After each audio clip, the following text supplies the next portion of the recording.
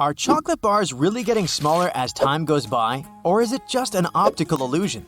The truth is, it has nothing to do with packaging or the way these snacks are molded these days.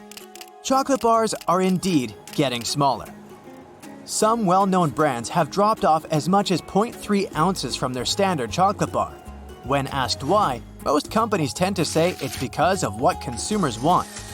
The answer is a bit more complicated than that. First, we have to look at the global chocolate market.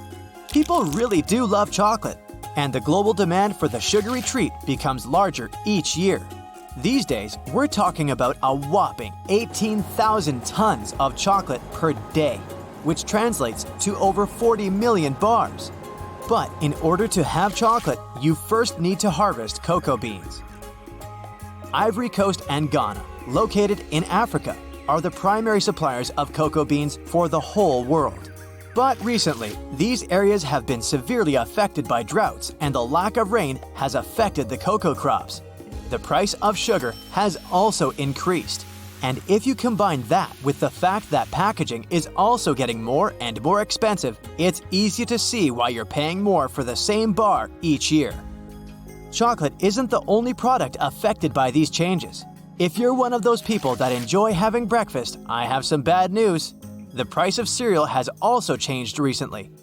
Some studies have shown that up to 15 types of American cereals you can find in supermarkets were downsized between 2013 and 2016, even though the price remained the same. Well, it's not all bad, since a lot of cereal boxes contain plenty of unnecessary sugars, which can be bad for your diet.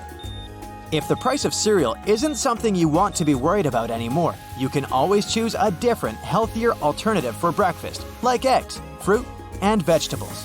Both your wallet and your waistline will appreciate it. Moving on to a different aisle, toilet paper seems to have shrunk too. Of course, you may not notice it at first glance. I mean, the roll does look the same, doesn't it? But if you pay closer attention, you'll see that you're going through toilet paper faster than you used to. That's because the roll isn't as long as it used to be.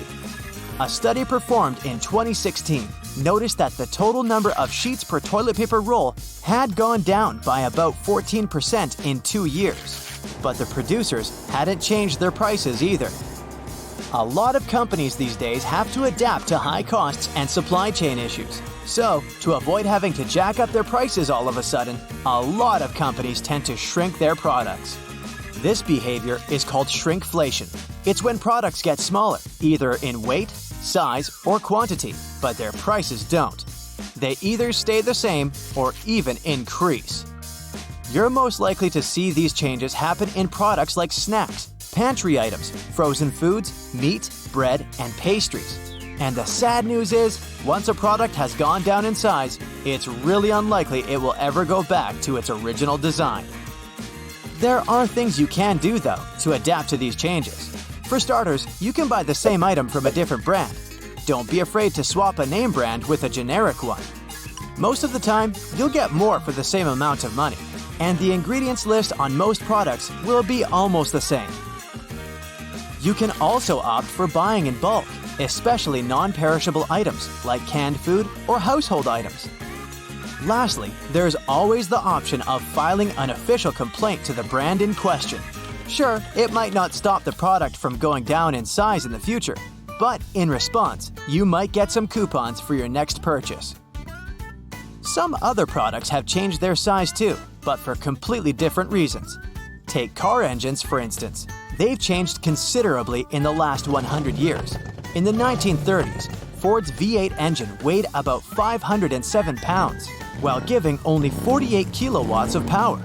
If we look at newer engines, we'll see they've almost tripled the amount of power they can deliver, while their weight has reduced by more than 50%. The same goes for computers. If we go down history lane, we'll meet the Atanasoff Berry computer, or what is known as the world's first digital computer. It was about the size of a desk, but it could only solve simple equations with additions and subtractions.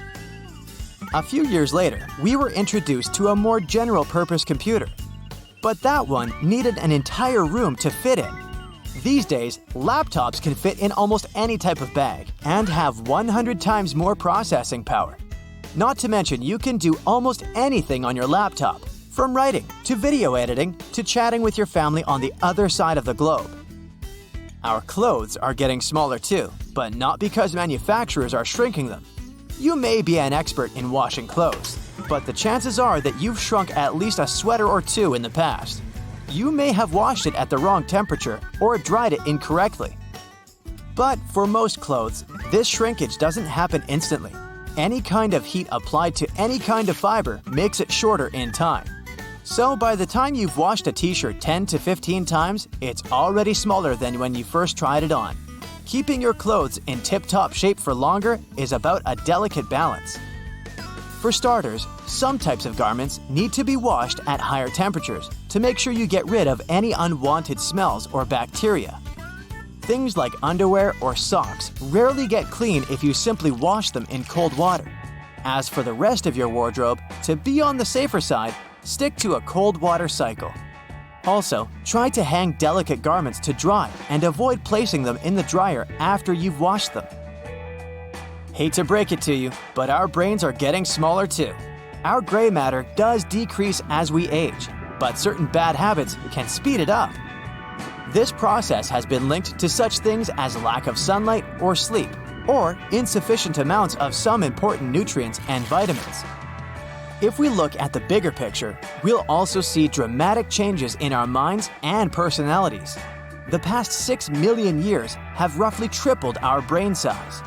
You might think this trend will continue, but it probably won't. Surprisingly, our brains are now getting smaller with each generation. Research shows that the human brain size peaked about 20,000 years ago, just before the invention of farming. After that, our brain size started to decrease, and we're not really sure why. One explanation is that fats and proteins were hard to find once we started farming. It made it more difficult to grow and maintain large brains. Our brains also cost us a lot of energy. They take up about 20% of our daily calories. We aren't the only ones affected by shrinkage. Some animals are also taking the hit. Sloths, for instance, used to be as tall as giraffes about 100,000 years ago. But that seemed to change when humans entered the picture. As the Homo sapien population grew larger, we needed more and more food.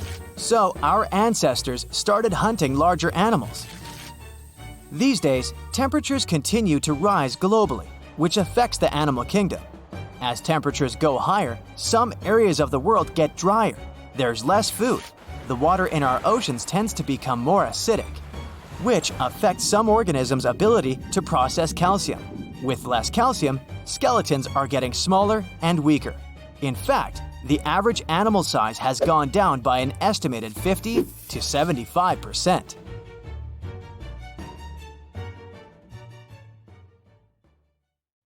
That's it for today. So hey, if you pacified your curiosity, then give the video a like and share it with your friends. Or if you want more, just click on these videos and stay on the bright side.